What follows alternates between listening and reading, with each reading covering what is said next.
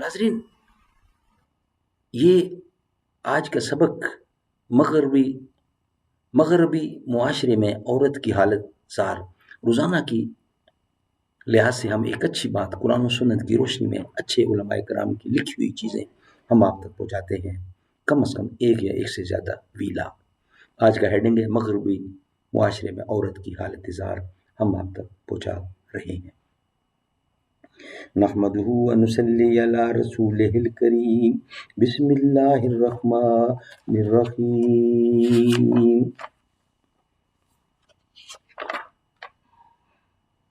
ستون دار پہ رکھتے چلو سروں کے چراغ، جہاں تلک یہ ستم کی سیاہ رات چلے۔ کام ہے میرا تغیر، نام ہے میرا شباب، میرا نعرہ انقلاب انقلاب انقلاب۔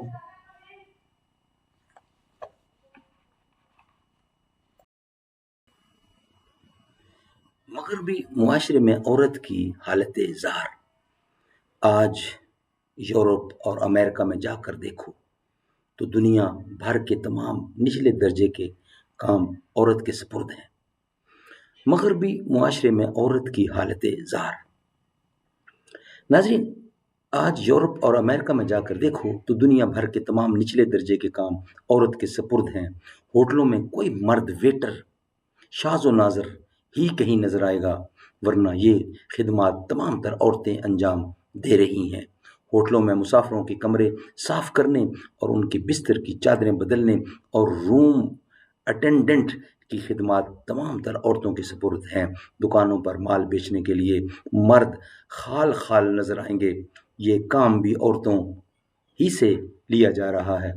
دفاتر کے استقبالیوں پر عام طور سے عورتیں ہی تعینات ہیں اور بیرے سے لے کر کلرک تک تمام مناصب یعنی منصب کی جمع ہے مناسب زیادہ تر اسی صنف نازک کے حصے میں آئے ہیں۔ جسے گھر کی قید سے آزادی عطا کی گئی ہے، پراپوگنڈے کی قوتوں نے یہ عجیب و غریب فلسفہ ذہنوں میں مسلط کر دیا ہے کہ عورت اگر اپنے گھر میں اپنے اور اپنے شوہر، اپنے ماں باپ، بہن بھائیوں اور اولاد کے لیے خانداری کا انتظام کرے تو یہ قید اور ذلت ہے، لیکن وہی عورت اجنبی عورتوں کے لیے کھانا پکائے، ان کے کمروں کی صفائی کرے، ہوٹلوں اور جہازوں میں ان کی میزبانی کرے، دکانوں پر اپنی مسکراہٹوں سے گاہکوں کو متوجہ کرے اور دفاتر میں اپنے افسروں کی ناز برداری کرے، تو یہ آزادی اور اعزاز ہے۔ انا للہ و انا الیہ راجعون۔ مرد و زن کے بے احتیاط، بے محابہ اختلاط سے پورے معاشرے میں بد اخلاقی، جنسی جرائم، بے راہ روی اور آوارگی کی جو تباہ کن وبائیں وہاں پھوٹی ہیں، وہ کسی بھی باخبر انسان سے پوشیدہ نہیں ہے۔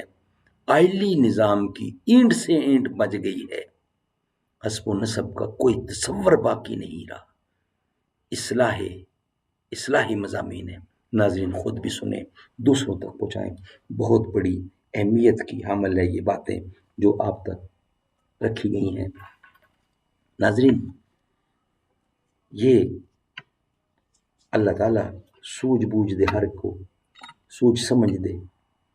ہر ایک جہاں میں ہر ایک مقام پر نبی کے جھنڈے گڑے ہوئے ہیں، جو ان کی عظمت کو مانتے ہیں ان کے در پر پڑے ہوئے ہیں۔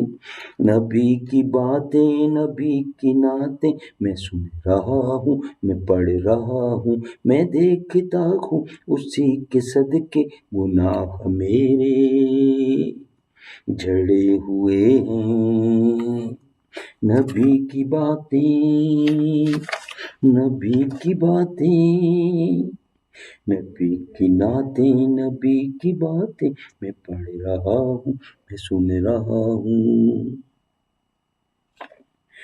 نبی کے ساتھی تو ہیں ستارے، چمک رہے ہیں، دھمک رہے ہیں، میں موتیوں کی لڑی سے آباد ہے موتیوں کی لڑی سے آبا، یہ کیا نگینے جڑے ہوئے ہیں۔